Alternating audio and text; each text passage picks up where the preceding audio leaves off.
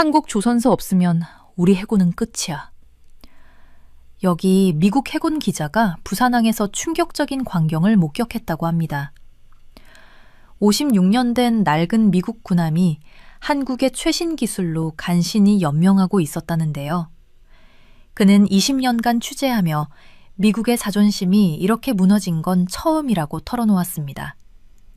심지어 미 국방부 고위 관계자가 한국의 도움이 절실히 필요하다고 공개 인정했다는데, 세계 최강이라던 미국 해군이 한국 기술자들 손에 의존하게 된 충격적인 이유는 무엇일까요? 제 이름은 마크 해리슨입니다. 42살이고 미국 해군 전문기자로 일한 지 20년째예요. 새벽 안개가 부산 해군 기지를 뒤덮고 있었어요. 저는 쌍안경을 들고 부두 끝에 서서 수평선을 주시했답니다. 20년 동안 미 해군 함정을 추적해온 저로서는 익숙한 풍경이었죠. 하지만 오늘은 뭔가 달랐습니다. USS 블루리치가 서서히 모습을 드러냈어요. 회색 선체가 안개를 뚫고 나타나는 순간 저는 가슴이 철렁했답니다. 56년이라는 나이가 한눈에 보이더군요. 녹슨 흔적들, 페인트가 벗겨진 부분들, 오래된 장비들이 그대로 드러나 있었습니다. 5년 7개월 만에 부산 방문이었어요. 이전에는 정기적으로 들렀던 함정이었죠. 그런데 이렇게 긴 공백이 생긴 건 처음이었습니다. 그 이유를 저는 너무나 잘 알고 있었어요. 부두에는 이미 한국 해군의 정조 대왕함이 정박해 있었습니다. 두 함정의 대조가 극명하더군요. 정조 대왕함은 최신 이지스 시스템을 갖춘 7,600톤급 구축함이었어요. 깨끗하고 현대적인 외관에서 한국 조선 기술의 수준이 느껴졌답니다. 반면 블루리치는 미국이 현역으로 운용 중인 가장 오래된 함정이었어요. 1970년에 진수된 이 지휘함은 미 7함대의 기함 역할을 맡고 있었죠. 하지만 이제는 과거의 영광을 증명하는 기념물에 가까워 보였습니다. 저는 수첩을 꺼내 메모를 시작했어요.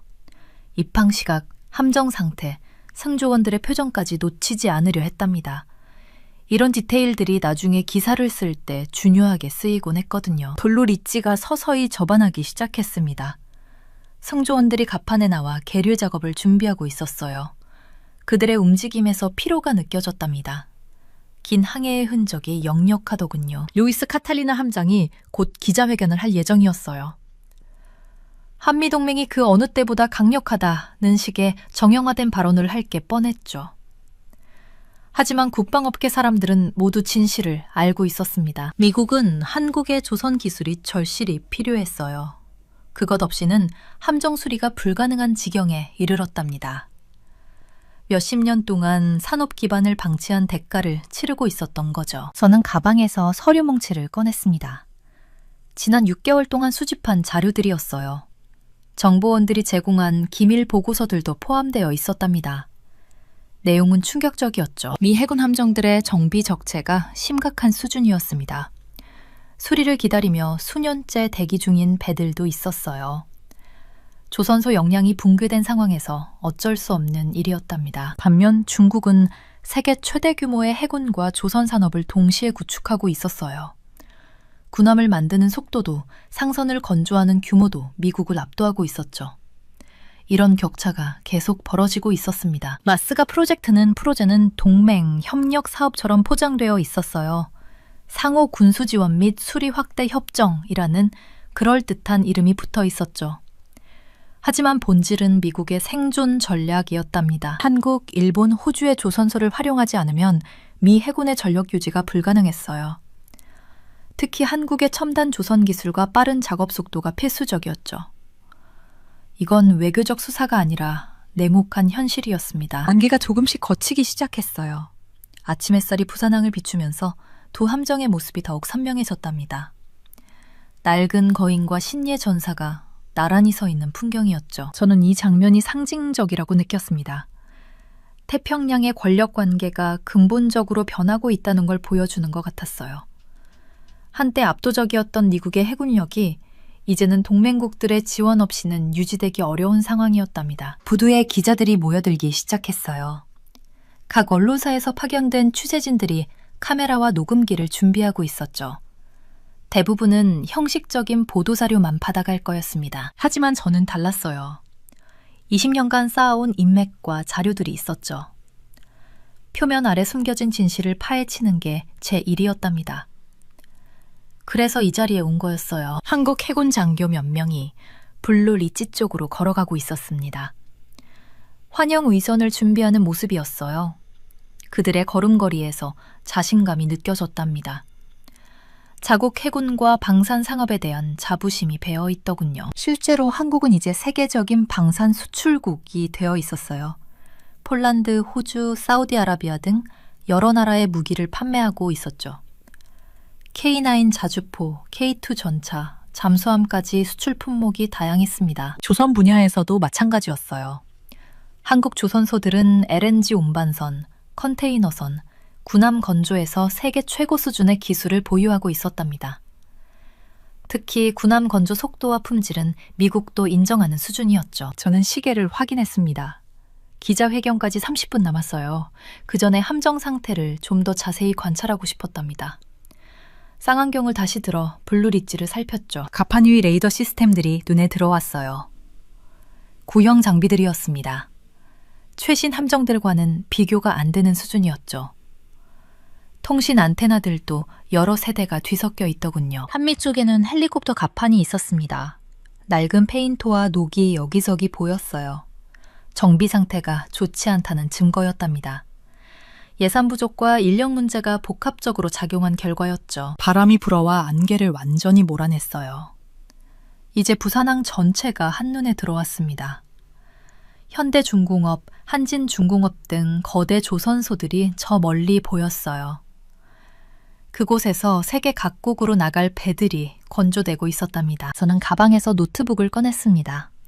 몇 가지 수치를 확인하고 싶었어요. 미국 조선소 현황 자료를 열어봤죠. 데이터는 암울했답니다. 미국에 남은 대형 조선소는 몇 개 안 됐어요. 그나마도 군함 건조 능력이 제한적이었죠. 상선을 만들 수 있는 조선소는 거의 사라진 상태였습니다. 반면 한국은 하작, 삼성, 한진 등 세계적인 조선소들을 보유하고 있었어요. 건조 속도도 비교가 안 됐습니다. 한국 조선소는 이지스 구축함을 2년 만에 완성할 수 있었어요. 미국은 같은 급 함정을 만드는데 4에서 5년이 걸렸죠. 비용도 2배 이상 차이가 났답니다. 이런 격차가 생긴 건 하루아침이 아니었어요. 미국은 지난 수십 년 동안 제조업 기반을 해외로 이전했죠. 값싼 노동력을 찾아 공장들이 떠났고 조선소도 예외가 아니었답니다. 그 결과 기술과 인력이 모두 사라졌어요. 숙련 용접공, 설계 엔지니어, 프로젝트 관리자들이 다른 산업으로 옮겨갔죠. 한번 무너진 산업 생태계를 다시 구축하는 건 거의 불가능했습니다. 반면 한국은 조선 산업을 전략적으로 육성했어요. 정부 지원과 민간 투자가 결합되어 세계 최고 수준의 역량을 만들어냈죠. 이제 그 기술이 미국에게 필수, 불가결한 자산이 된 겁니다. 저는 노트북을 닫고 다시 블루리지를 바라봤어요. 늙은 거인이 한국의 도움 없이는 계속 항해할 수 없다는 사실이 씁쓸하게 느껴졌답니다. 하지만 이게 현실이었죠. 기자회견 시작 10분 전이었습니다. 저는 자리를 옮겨 기자단 쪽으로 걸어갔어요. 오늘 회견에서 어떤 질문을 던질지 이미 정해뒀답니다. 형식적인 답변 너머의 진실을 끄집어낼 질문들이었죠. 부산항의 아침은 이렇게 시작되고 있었습니다. 태평양 권력 판도의 변화를 상징하는 장면 속에서 말이에요. 노폭 해공기지의 시벌은 완벽한 승리의 순간이어야 했어요. 미 해군 창설 250주년 기념식이었으니까요. 하지만 트럼프 대통령이 USS 트루먼 앞에 섰을 때 저는 그 거대한 배너 뒤에 뭐가 숨어 있는지 정확히 알고 있었습니다. 배너는 항공모함 선체를 가로질러 전략적으로 배치되어 있었죠. 마치 무언가를 가리려는 것처럼요. 그리고 정말로 그랬답니다. 8개월 전으로 돌아가 볼까요? 트루먼호가 지중해에서 상선과 충돌했어요. 항공모함이요. 세계에서 가장 정교한 항해 시스템을 갖춘 항공모함이 평범한 상선을 피하지 못했던 거예요. 그 충격은 단순한 사고를 넘어섰습니다. 미 해군 전체의 체면이 무너진 순간이었죠. 트루먼호는 절뚝거리며 그리스로 향했어요. 응급수리를 위해서였습니다. 그리고 그곳에 일주일 머물렀죠. 딱 일주일이요. 그 후 다시 임무에 복귀했답니다. 저는 그 소식을 듣고 놀라지 않을 수 없었어요. 왜냐하면 그런 종류의 충돌 손상은 최소 6개월의 수리기간이 필요하거든요. 구조적 손상을 제대로 복구하려면 말이에요. 일주일? 그건 불가능했습니다. 그런데 지금 이 기념식에서 전 세계가 지켜보는 가운데 미국은 자국 함대를 제대로 정비할 능력조차 없다는 사실이 누전되고 있었어요. 배너는 단순한 장식이 아니었죠. 그건 수치를 가리는 막이었습니다. 저는 그 배너 아래에 뭐가 있는지 보여주는 사진들을 입수했어요. 충돌 지점에는 페인트만 덧칠되어 있었답니다. 구조적 수리는 전혀 없었죠. 전문적인 복구 작업도 없었어요. 그냥 외관상으로만 가린 거였습니다. 트럼프 대통령은 조선업 부흥에 대해 연설하고 있었어요. 그는 마스가 프로젝트를 우회적으로 언급했죠. 전 세계에서 수억 달러가 우리 조선소를 되살릴 것입니다. 라고 말했어요. 그 자리에 있던 모든 사람이 알고 있었습니다. 그가 한국을 의미한다는 걸요. 전 세계에서 라는 표현은 양자 간 의존성을 감추기 위한 외교적 수사에 불과했죠. 현장의 분위기는 묘하게 어색했어요. 환호하는 군중이 있었고 펄럭이는 성조기가 있었고 정렬한 해군 병사들이 있었습니다. 하지만 그 모든 화려함 속에서 저는 그 배너만 보였어요. 마치 상처를 가린 붕대처럼, 아니 더 정확히 말하면 치료하지 않은 상처 위에 화장을 한 것처럼 보였답니다. 한국의 도움 없이는 상황이 절망적이었어요. 만약 트루먼호가 그리스 대신 부산으로 갔다면 어땠을까요? 지금쯤 완전히 작동 가능한 상태였을 겁니다. 한국 조선소들은 6주에서 8주면 적절한 수리를 완료할 수 있었을 거예요. 하지만 미국은 그리스의 부적절한 수리를 선택했죠. 왜냐고요? 대한민국의 조선 기술이 자국 능력을 초과한다는 걸 인정하고 싶지 않았기 때문입니다. 저는 한국 조선소들이 얼마나 뛰어난지 직접 봤어요. 그들은 단순히 빠른 게 아니에요. 정확하고 효율적이고 혁신적이죠. 미국 조선소들이 3개월 걸릴 일을 그들은 6주 만에 끝냅니다. 그것도 더 나은 품질로요. 하지만 자존심이 문제였어요. 체면이 문제였답니다. 기념식이 진행되는 동안 저는 계속 그 배너를 바라봤어요. 거기 적힌 문구들을 읽었죠. 250년의 영광, 바다를 지배하다, 최강의 해군력. 모든 문구가 아이러니하게 느껴졌습니다. 왜냐하면 바로 그 배너 뒤에 미국 해군의 현실이 숨어 있었거든요. 수리하지 못하는 항공모함, 정비할 능력이 없는 조선소들, 도움을 요청할 수 없는 자존심. 트럼프 대통령의 연설은 계속됐어요. 그는 우리는 다시 위대해질 것이라고 말했죠. 우리의 조선업을 되살릴 것이라고 약속했답니다. 하지만 저는 알고 있었어요. 그 되살림이 실제로는 한국에 의존하는 거라는 걸요. 마스가 프로젝트의 진실은 간단했습니다. 미국이 혼자서는 할 수 없는 일을 한국과 함께 하겠다는 거였죠. 하지만 그걸 공개적으로 인정할 수는 없었어요. 그래서 전 세계라는 모호한 표현을 쓴 겁니다. 저는 주변을 둘러봤어요. 기자들이 사진을 찍고 있었고 카메라들이 회전하고 있었죠. 모두가 이 순간을 기록하고 있었답니다. 250주년의 영광을요.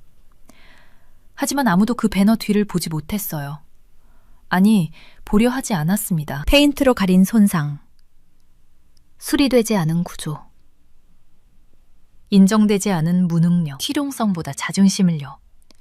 안전보다 체면을요. 그 페인트 칠한 배너는 미국 해군 정책의 모든 잘못을 상징하고 있었어요.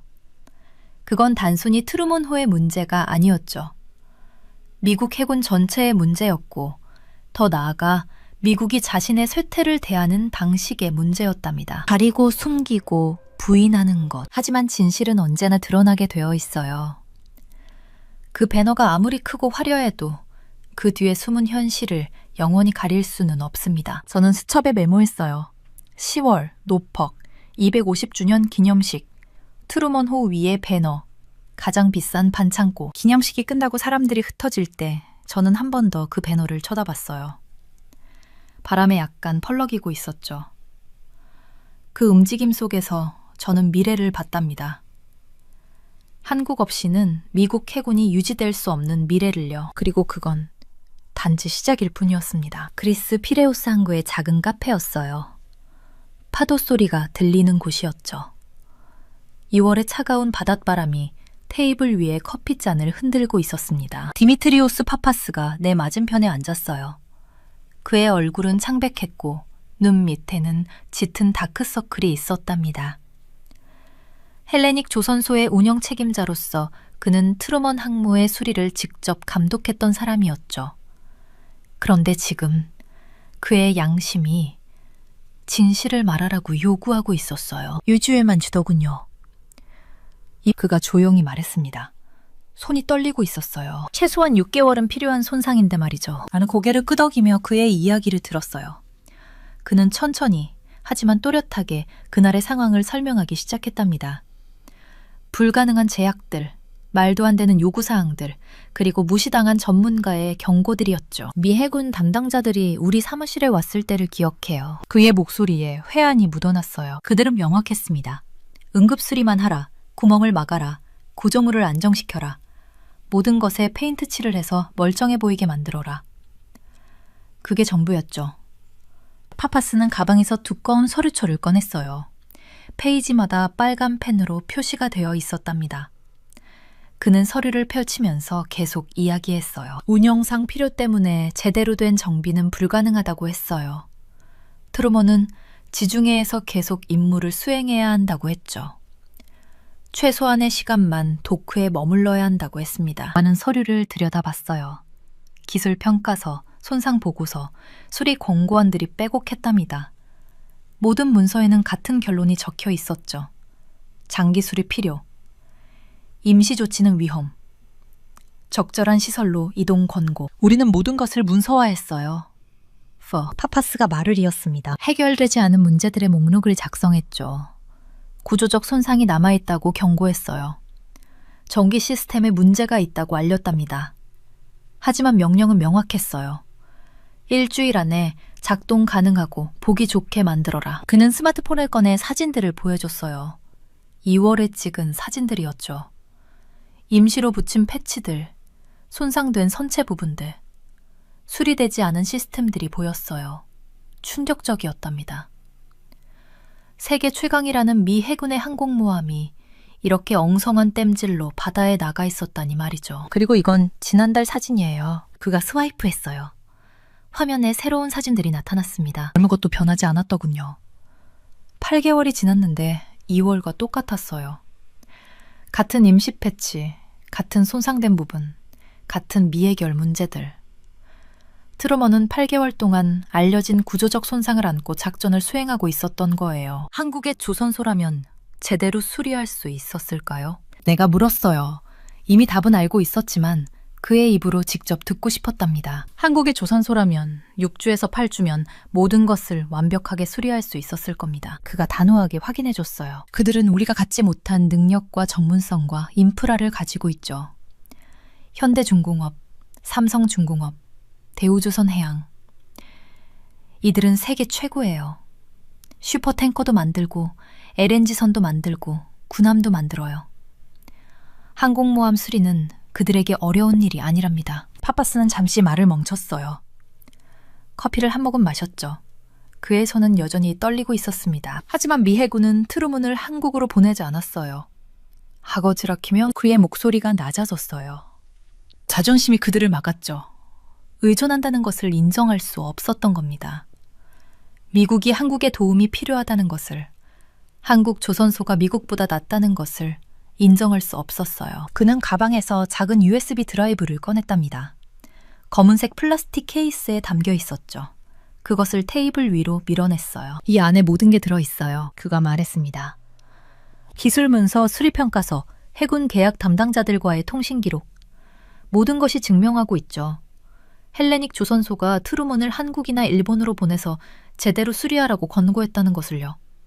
그리고 미 해군이 그 권고를 명시적으로 거부했다는 것을요. 나는 USB를 손에 들었어요. 가벼웠지만 그 안에 담긴 진실의 무게는 엄청났답니다. 이것은 은폐를 완전히 폭로할 수 있는 증거였죠. 수리가 불가능했다. 내가 한국어로 중얼거렸어요. 내 연구를 괴롭혀온 그 문구였죠. 기술적으로 불가능한 건 아니었어요. 파파스가 정정했습니다. 정치적으로 불가능했던 거죠. 미국의 자존심이 제대로 된 수리를 불가능하게 만들었어요. 진짜 문제는 기술이 아니라 체면이었답니다. 그는 창밖을 바라봤어요. 항구에 정박한 배들이 보였죠. 컨테이너선, 유조선, 크루즈선들이 평화롭게 떠 있었습니다. 저기 보이는 배들 중 절반 이상이 한국에서 만들어진 거예요. 그가 말했어요. 세계 해운의 상당 부분이 한국 조선소에 의존하고 있죠. 그런데 미국은 자기들이 여전히 최고라고 믿고 싶어 해요. 1945년의 영광에 갇혀 있는 거예요. 나는 고개를 끄덕였답니다. 그의 말이 내 연구의 핵심을 찌르고 있었어요. 미국의 실태는 능력의 문제가 아니었죠. 인식의 문제였어요. 현실을 받아들이지 못하는 문제, 변화를 인정하지 못하는 문제였답니다. 선원들이 위험에 처해 있어요. 파파스가 낮은 목소리로 말했습니다. 5,000명의 젊은이들이 제대로 수리되지 않은 배에서 생활하고 있어요. 그들은 모르죠. 자기들이 탄 배의 구조가 손상되어 있다는 것을, 전기 시스템이 불안정하다는 것을, 응급 상황에서 제대로 작동하지 않을 수 있다는 것을요. 그의 눈에 눈물이 맺혔어요. 나에게도 아들이 있어요. 만약 내 아들이 저런 배에 타고 있다면 생각만 해도 끔찍하답니다. 우리는 한동안 말없이 앉아 있었어요. 파도 소리만 들렸죠. 차가운 바람이 계속 불어왔습니다. 왜 이제 말하는 거죠? 내가 물었어요. 8개월이 지났는데요. 더 이상 참을 수 없어서예요. 그가 대답했습니다. 매일 밤 잠을 못 자요. 혹시 트루먼의 사고가 나면 어쩌나, 선원들이 다치면 어쩌나. 그런 생각뿐이죠. 이건 내 양심의 문제예요. 진실을 말해야 해요. 그의 문서들은 은폐를 완전히 폭로할 것이었어요. 선원들이 위험에 처한 이유를 기관들이 현실보다 체면을 우선시했기 때문이라는 것을, 동맹국과의 진정한 협력이 미국의 자아상을 위협했기 때문이라는 것을 증명할 것이었답니다. 나는 USB를 주머니에 넣었어요. 이것으로 모든 것이 바뀔 거예요. 진실이 드러나면 미국은 선택해야 할 겁니다. 계속 자존심을 지킬 것인가, 아니면 현실을 받아들이고 한국 같은 동맹국들과 진정으로 협력할 것인가를요. 파파스는 자리에서 일어났어요. 악수를 청했죠. 그의 손은 여전히 떨리고 있었지만 얼굴에는 안도의 표정이 있었답니다. 마침내 진실을 말했다는 안도감이었어요. 용기 있는 일이에요. 내가 말했습니다. 고맙습니다. 그는 고개를 저었어요. 해야 할 일을 했을 뿐이에요. 그게 옳은 일이니까요. 그는 카페를 나갔고 나는 홀로 남았답니다. 손안에 USB가 느껴졌어요. 이 작은 드라이브가 세계를 바꿀 수 있을까요? 미국이 자신의 한계를 인정하게 만들 수 있을까요? 나는 몰랐어요. 하지만 시도는 해봐야 했죠. 진실을 위해서, 선원들을 위해서, 그리고 진정한 동맹을 위해서 말이에요. 김의 도장이 찍힌 펜타곤 문서를 처음 봤을 때 손이 떨렸어요. 두꺼운 서류 뭉치였는데 표지에는 빨간 글씨로 탑 시크릿이라고 적혀 있더군요. 정부 고위 관계자들이 필사적으로 숨기고 싶어하는 내용이 그 안에 담겨 있었습니다. 숫자는 명확했어요. 미국 잠수함 함대의 36%가 작동 불가능한 상태였죠. 정비를 기다리고 있었는데 문제는 미국 내 시설로는 그 정비를 감당할 수 없다는 거였습니다. 마커스가 그 분석 자료를 몰래 빼돌렸어요. 국방부에서 일하는 제 소식통이었죠. 그가 남긴 쪽지에는 이렇게 적혀 있더군요. 47페이지를 읽어봐요. 그리고 전체 함대에 곱해보세요. 저는 사무실 책상에 앉아서 그 페이지를 펼쳤습니다. 형광등 불빛 아래에서 글자들이 선명하게 보였어요. USS 코네티컷호가 충돌 수리를 위해 16개월째 기다리고 있다는 내용이었죠. 16개월이요? 1년 반이 넘는 시간 동안 미국의 핵 잠수함 한 척이 그냥 부두에 묶여 있었던 겁니다. 더 충격적인 건 USS 보이시오였어요. 이 잠수함은 2016년부터 정비 중이었습니다. 계산해보니까 7년이었어요. 원래 계획은 12개월이었는데 말이죠. 1년 작업이 7년이 걸린 거예요. 조선소 역량이 완전히 쇠퇴해버렸더군요. 미국의 조선소들이 더 이상 자국의 잠수함을 제대로 돌볼 수 없는 상태가 된 겁니다. 마커스를 만났을 때 그의 얼굴은 창백했어요. 우리는 도심의 한 조용한 카페에서 만났습니다. 그는 커피를 한 모금 마시고는 낮은 목소리로 말했죠. 우리는 씨앗을 먹어치우고 있어요. 그가 말했습니다. 연기된 정비 하나하나, 잘라낸 모퉁이 하나하나, 부실한 수리 하나하나가 장기적 상황을 더 나쁘게 만들고 있어요. 그의 말이 무슨 뜻인지 곧 알게 됐죠. 미 해군은 야심찬 목표를 세웠었어요. 2029년까지 매년 핵 잠수함 2척을 건조하겠다는 계획이었습니다. 하지만 기밀 평가 문서에는 이렇게 적혀 있더군요. 기껏해 대야 희망적이고 최악의 경우 망상적이다. 미국 조선소들은 기존 선박들을 유지하는 것도 버거워했어요. 생산을 극적으로 확대하는 건 꿈도 꾸지 못할 상황이었죠. 한편 중국은 작년에만 잠수함 12척을 건조했습니다. 12척이요. 미국이 목표로 삼은 연간 2척에 6배나 되는 숫자였어요. 마커스가 한숨을 쉬었습니다. 마스가 프로젝트가 우리의 유일한 희망이에요. 그가 인정했죠. 하지만 사실상 우리는 한국 회사들에게 돈을 지불하면서 미국 해군력을 유지하고 있는 겁니다. 우리 스스로는 더 이상 그걸 할 수 없으니까요. 이제 그는 가방에서 또 다른 서류를 꺼냈어요. HD 현대가 USS 앨런 셰퍼드호에서 수행한 작업에 관한 문서였습니다. 숫자들이 눈에 들어왔죠. 미국 조선소들은 5천만 달러에 24주가 걸릴 거라고 예상했었어요. 거의 반년이죠. 하지만 HD 현대는 3,500만 달러에 8주 만에 작업을 끝냈습니다. 단 2달이었어요. 게다가 품질 기준을 초과했죠. 이게 격차예요. 마커스가 서류를 두드리며 말했습니다. 한국 시설들은 우리가 더 이상 따라갈 수 없는 효율성으로 운영되고 있어요. 저는 그 숫자들을 노트에 적었습니다. 1,500만 달러 절감, 16주 단축. 이건 단순히 비용과 시간의 문제가 아니었어요. 역량의 문제였죠. 창밖을 보니 비가 내리기 시작했어요. 빗방울들이 유리창을 타고 흘러내렸습니다. 저는 미국이라는 초강대국이 자국의 핵 잠수함조차 제대로 수리할 수 없게 된 현실을 생각했죠. 한국의 도움 없이는 저는 마커스에게 말했습니다. 잠수함 함대가 계속 악화될 거예요. 그가 고개를 끄덕였어요. 수리가 불가능하다는 게 현실이 됐어요.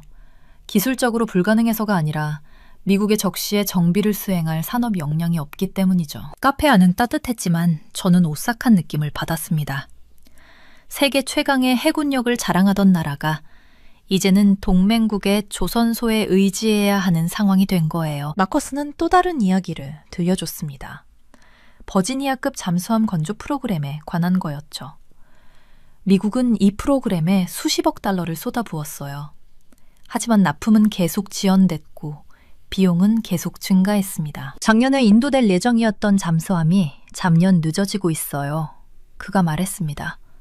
3년이요? 그 사이에 중국은 그 3배의 잠수함을 물에 띄웠죠. 저는 메모를 계속했어요. 손목이 아플 정도로 빠르게 적었습니다. 이 모든 정보가 하나의 그림을 그리고 있었죠. 미국의 해군 산업 기반이 무너지고 있다는 그림이었어요. 왜 이렇게 됐을까요? 제가 물었습니다. 마커스가 잠시 생각하더니 대답했어요. 여러 이유가 있죠. 수십 년 동안의 투자 부족, 숙련 노동자 감소, 민간 조선업의 거의 완전한 소멸. 그는 손가락으로 하나씩 꼽았습니다. 그리고 무엇보다 우리가 너무 오랫동안 우리가 항상 최고일 거라고 믿었다는 거예요. 이 소리가 더 거세졌어요. 저는 창밖의 흐린 하늘을 바라봤습니다. 회색빛 구름들이 낮게 깔려 있었죠. 동맹국과의 협력은 선택이 아니었어요. 생존이었습니다. 마르스가 프로젝트가 그저 경제적 협력이 아니라 미국 해군력의 생명줄이라는 걸 이제는 분명히 알 수 있었죠. 마커스는 커피를 다 마시고 일어섰어요. 이 정보를 조심히 다뤄주세요. 그가 말했습니다. 많은 사람들이 이 진실을 감추고 싶어해요. 저는 고개를 끄덕였습니다. 그가 떠난 후 저는 혼자 앉아서 노트를 다시 읽었어요.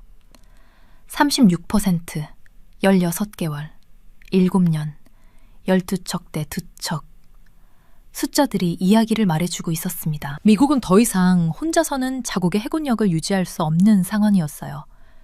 한국의 조선소들, 한국의 기술자들, 한국의 효율성이 필요했죠. 이건 약점을 인정하는 게 아니었습니다. 현실을 직시하는 거였어요. 저는 가방에 서류들을 집어넣고 카페를 나섰습니다. 빗속을 걸으면서 미래의 미 해군이 어떤 모습일지 상상해봤어요. 한국과 미국의 협력으로 유지되는 함대, 두 나라의 기술과 역량이 합쳐진 힘이었죠. 그리고 생각했습니다. 어쩌면 이게 새로운 시대의 방식인지도 모른다고요. 한 나라가 모든 걸 혼자 하는 게 아니라 동맹국들이 서로의 강점을 나누는 거 말이에요. 비는 계속 내렸고 저는 걸었습니다. 손에는 미국 해군의 미래가 담긴 서류들을 들고서요. HD 현대의 울산 조선소는 해안가를 따라 거대하게 펼쳐져 있었어요. 대한민국의 조선 기술이 이제 미국 해군력을 지탱하고 있다는 살아있는 증거였죠.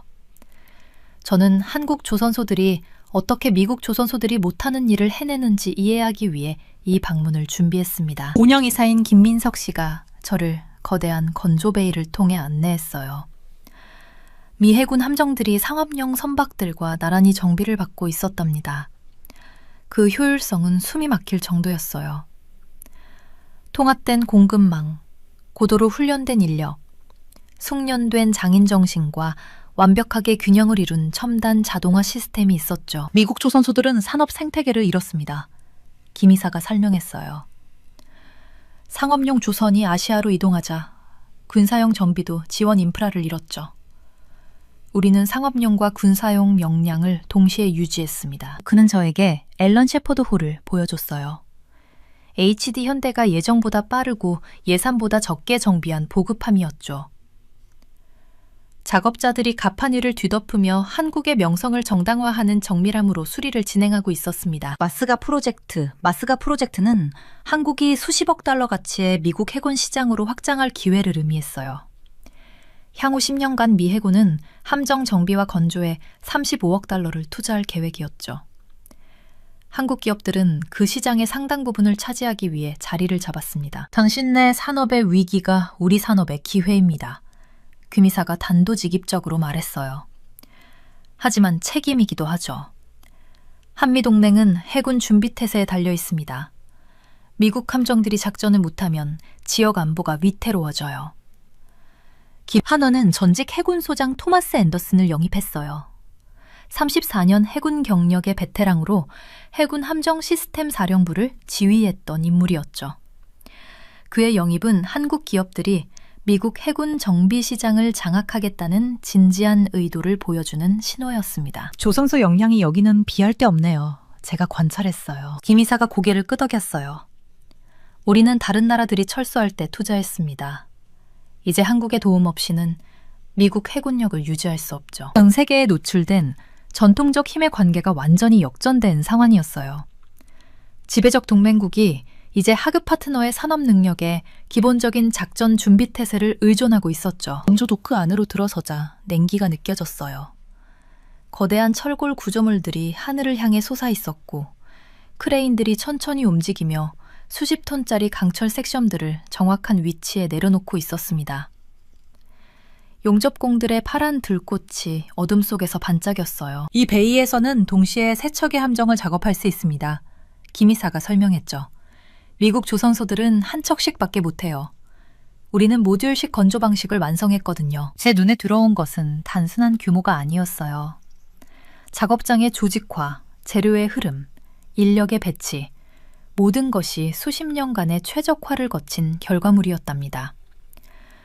한국은 조선업을 포기하지 않았고 그 선택이 이제 전략적 레버리지로 변환되고 있었죠. 미국은 왜 이 능력을 잃었을까요? 제가 물었습니다. 김 이사가 잠시 생각하더니 답했어요. 선택의 문제였죠. 80년대와 90년대에 미국은 금융과 IT로 갔어요. 제조업은 구식이라고 생각했습니다. 우리는 다른 길을 택했죠. 제조업이 국가 안보의 핵심이라고 믿었거든요. 우리는 품질 관리실로 이동했어요. 거대한 스크린들이 실시간으로 용접 품질, 자재 강도, 조립 정밀도를 모니터링하고 있었습니다. AI 시스템이 잠재적 결함을 예측하고 작업자들에게 경고를 보냈어요. 이 시스템은 우리가 직접 개발했습니다. 김 이사가 자랑스럽게 말했죠. 독일 기술을 기반으로 하되 우리 조선소 환경에 맞게 최적화했어요. 이제 세계에서 가장 낮은 불량률을 자랑합니다. 정비 중인 미 구축함 앞에 섰을 때 전율이 느껴졌어요. 이 함정은 인도 태평양 지역에서 미국의 힘을 상징하는 존재였죠. 그런데 그 함정이 제대로 작동하려면 한국 기술자들의 손길이 필요했습니다.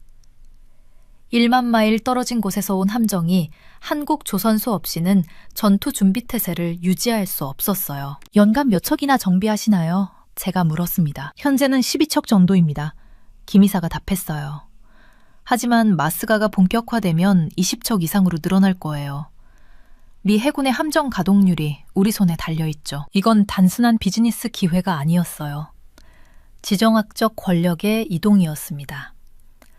냉전 시대에는 미국이 한국에 안보 우산을 제공했죠. 이제 한국은 미국의 산업 우산을 제공하고 있었어요. 동맹의 성격 자체가 변하고 있었습니다. 이런 의존성을 미국 국방부는 어떻게 보나요? 제가 조심스럽게 물었어요. 김 이사가 씁쓸하게 웃었어요. 공식적으로는 동맹 협력의 심화라고 하죠. 비공식적으로는 불안해합니다. 하지만 선택지가 없어요. 자국 조선소들을 재건하는 데만 10년은 걸리거든요. 우리는 설계실로 향했어요. 젊은 엔지니어들이 대형 모니터 앞에서 차세대 함정 설계를 검토하고 있었습니다. 한국은 이제 설계 능력까지 확보했어요. 단순히 정비만 하는 게 아니라 새로운 함정을 처음부터 끝까지 만들 수 있었죠. 저 팀은 미 해군의 차기 프리기탐 설계를 연구하고 있습니다. 김 이사가 설명했어요. 우리가 건조 계약을 따낸다면 한국 조선소에서 미국 전투함이 탄생하는 거죠. 상상하기 어려운 광경이었어요. 불과 70년 전만 해도 한국은 전쟁으로 폐허가 된 나라였습니다. 미국의 원조로 재건됐죠. 이제 그 한국이 미국 해군의 핵심 공급자가 되어 있었어요. 제 머릿속에서 숫자들이 돌아갔어요. 35억 달러의 MARSGA 계약, 연간 20척 이상의 함정 정비, 수천 명의 한국 기술자들이 미국 전쟁 수행 능력에 영향을 미치는 상황. 이건 정제 문제를 넘어 안보 문제였습니다. 만약 한미 관계가 악화된다면? 제가 가설적으로 물었어요. 김 이사가 진지하게 쳐다봤어요. 그럴 일은 없을 겁니다. 하지만 만약 그렇다면 미 해군은 심각한 공경에 처하겠죠. 대안이 없거든요. 중국 조선소를 쓸 수는 없잖아요. 바로 그거였어요. 한국의 전략적 가치는 능력만이 아니라 신뢰성에서 나왔습니다. 중국은 더 큰 조선소를 가졌지만 미국은 절대 의존할 수 없었어요. 일본은 능력이 있지만 규모가 한국만 못했죠. 한국은 능력과 신뢰성, 규모를 모두 갖춘 유일한 선택지였습니다. 해가 지면서 조선소의 조명들이 하나둘 켜졌어요. 24시간 가동되는 이곳에서 밤은 단지 또 다른 교대조의 시작일 뿐이었죠. 작업자들이 식당으로 향하고 크레인들은 계속 움직였어요.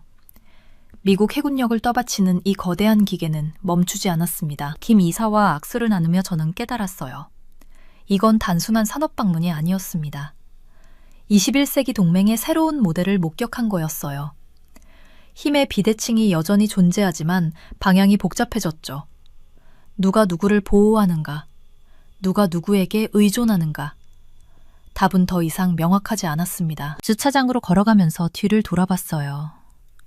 조선소의 불빛이 밤하늘을 밝히고 있었습니다. 저 빛 하나하나가 용접, 절단, 조립의 순간을 나타냈죠. 그리고 그 모든 순간이 태평양 건너편의 전략적 균형에 영향을 미치고 있었어요. 한국의 산업력이 이제 외교 카드가 됐습니다. 그리고 이 카드를 어떻게 쓰느냐가 앞으로의 한미 관계, 더 나아가 동아시아 안보 질서를 결정할 거였어요. 울산의 조선소에서 저는 미래를 봤습니다. 그리고 그 미래는 예상보다 훨씬 복잡하고 흥미로웠죠. 조사를 시작한 지 6달이 지났어요. 나는 다시 부산항에 서 있었죠. 정비를 위해 들어오는 미국 함정들을 바라보면서요. 하지만 이제는 달랐습니다. 내가 목격하는 모든 것의 의미를 완전히 이해하게 됐거든요. 트루먼호는 여전히 수리되지 않은 충돌 손상을 안고 운항 중이었어요.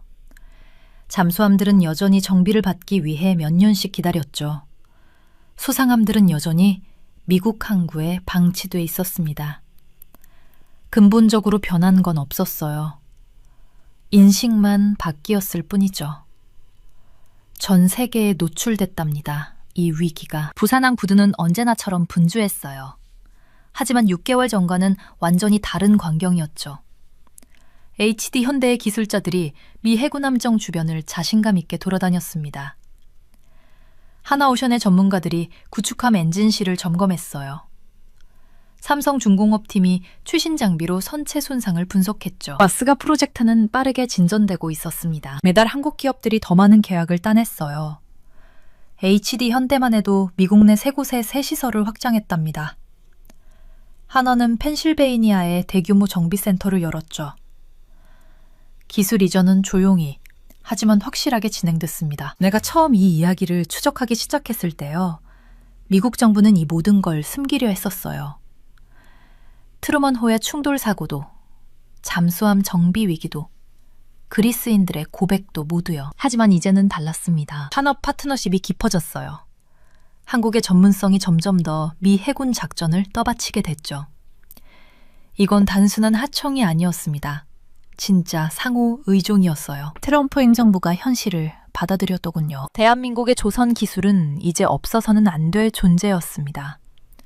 공격적인 자세도, 무역 위협도, 민족주의 수사도 전부 사라졌어요.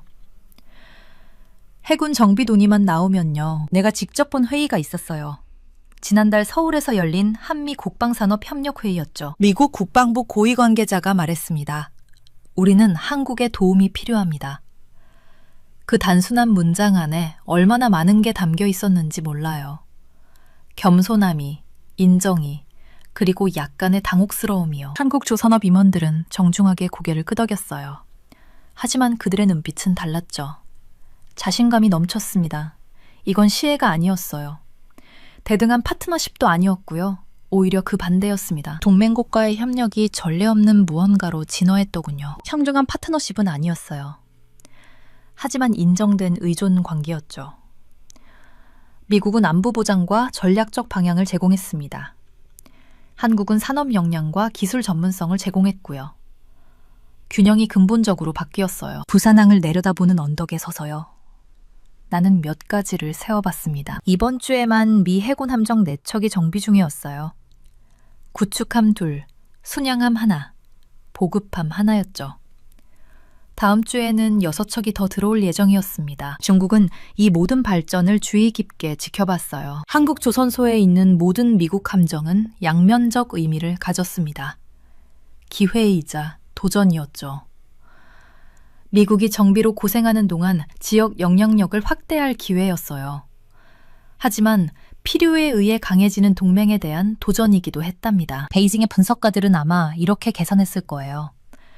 미국 태평양 함대의 30%가 한국 기술에 의존한다. 이게 우리에게 무엇을 의미하는가? 답은 명확했습니다. 한국을 끌어당기려는 시도는 더 어려워졌다는 거죠. 라암 이메뉴얼 대사의 워싱턴 포스트 기고문이 생각났어요. 그는 옳았습니다. 미국 해군 위기는 수년에 걸쳐 만들어진 거였죠.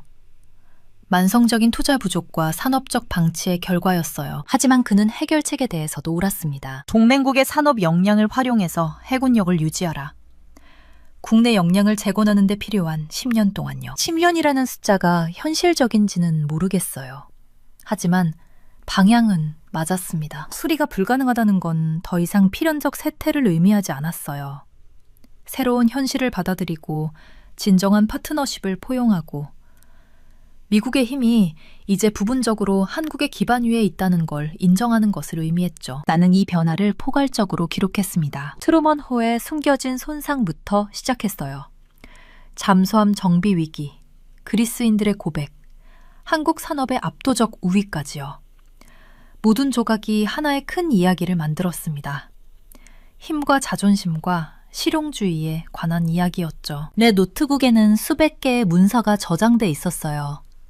인터뷰 녹취록, 사진, 계약서 사본, 내부 메모들이요. 하나하나가 이 이야기의 한 조각이었습니다. 한미동맹은 이 전환을 살아남을 거예요. 어쩌면 더 강해질지도 모릅니다. 하지만 근본적으로 달라질 거예요. 가정된 미국 우위가 아니라 인정된 상호 의존 위에 세워지겠죠. 해질녘이었어요. 부산항의 크레인들이 석양을 배경으로 실루엣을 만들었습니다. 또 한 척의 미 해군 함정이 한국인의 정비를 받기 위해 접안했어요. 나는 이게 단순히 배와 수리에 관한 이야기가 아니라는 걸 깨달았습니다. 이건 태평양 권력의 재편성에 관한 이야기였어요. 동맹국들 사이에서 산업적 리더십이 넘어가는 과정이었죠. 수십 년간의 정책 선택이 결과를 내는 순간이었습니다. 미국 해군력의 미래는 부분적으로 한국 조선소에서 쓰일 거예요. 한때 상상도 할 수 없었던 그 현실이 이제 피할 수 없게 됐답니다. 바람이 항구를 가로질러 불어왔어요. 짠 공기가 얼굴을 스쳤죠. 나는 깊게 숨을 들이마셨습니다. 6달 전 이 모든 걸 시작했을 때요. 나는 단순히 숨겨진 진실을 밝히려 했었어요.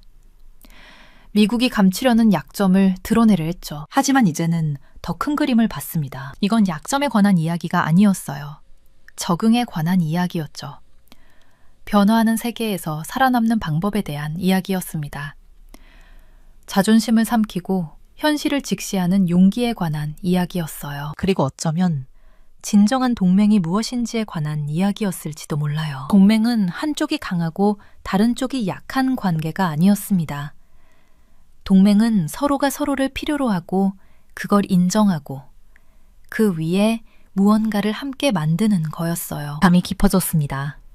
항구의 조명들이 하나둘 켜졌죠. 나는 마지막으로 한 번 더 그 광경을 바라봤어요. 한국 기술자들이 미국 군함을 고치는 모습을요.